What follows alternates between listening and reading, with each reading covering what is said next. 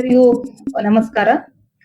ಈಗಾಗಲೇ ತಮಗೆಲ್ಲ ತಿಳಿದಂತೆ ಜನಗಣತಿ 2027 ಪ್ರಥಮ ಪ್ರಕ್ರಿಯೆ ಪ್ರಾರಂಭ ಆಗಿದೆ. ಮನೆ ಮನೆಗೆ ಹೋಗಿ ಗಣತಿಯನ್ನ ಮಾಡುವಂತ ಪ್ರಕ್ರಿಯೆ ನಾವೆಲ್ಲರೂ ಮಾಡ್ಲಿಕ್ಕತ್ತೀವಿ. ಸೊ ಈಗಾಗಲೇ ಬಹಳಷ್ಟು ಸಾರಿ ನಾನು ಎಲ್ಲರೊಂದಿಗೆ ಹಂಚಿಕೊಂಡಿರುವಂತೆ ಏನು ಸಂದೇಶವನ್ನ ಹಂಚಿಕೊಂಡಿದ್ದೀನಿ.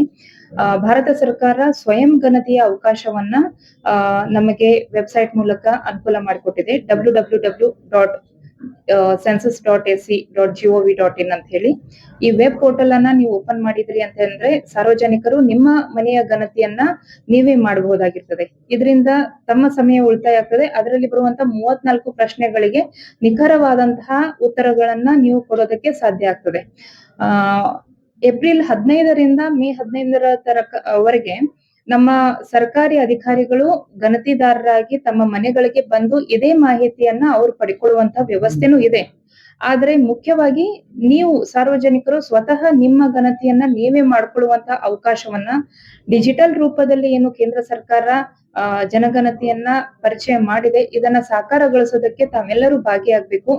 ಈಗಾಗಲೇ ಹೇಳಿರುವಂತಹ ವೆಬ್ ಲಿಂಕ್ ಅನ್ನ ಬಳಸ್ಕೊಂಡು ಸ್ವಯಂ ಗಣತಿಯನ್ನ ಮಾಡಿ ನಂತರದಲ್ಲಿ ಏಪ್ರಿಲ್ 15ರಿಂದ ಮೇ 15ರವರೆಗೂ ಗಣತಿದಾರರು ಇಡೀ ರಾಜ್ಯಾದ್ಯಂತ ಎಲ್ಲ ಮನೆಗಳಿಗೂ ಬರ್ತಾರೆ. ಇವೇ ಪ್ರಶ್ನೆಗಳನ್ನ 34 ಪ್ರಶ್ನೆಗಳನ್ನ ಕೇಳ್ತಾರೆ. ಅಂದ್ರೆ ಗಣತಿ ಪ್ರಕ್ರಿಯೆಯನ್ನ ಅವರು ಮುಕ್ತಾಯಗೊಳಿಸ್ತಾರೆ.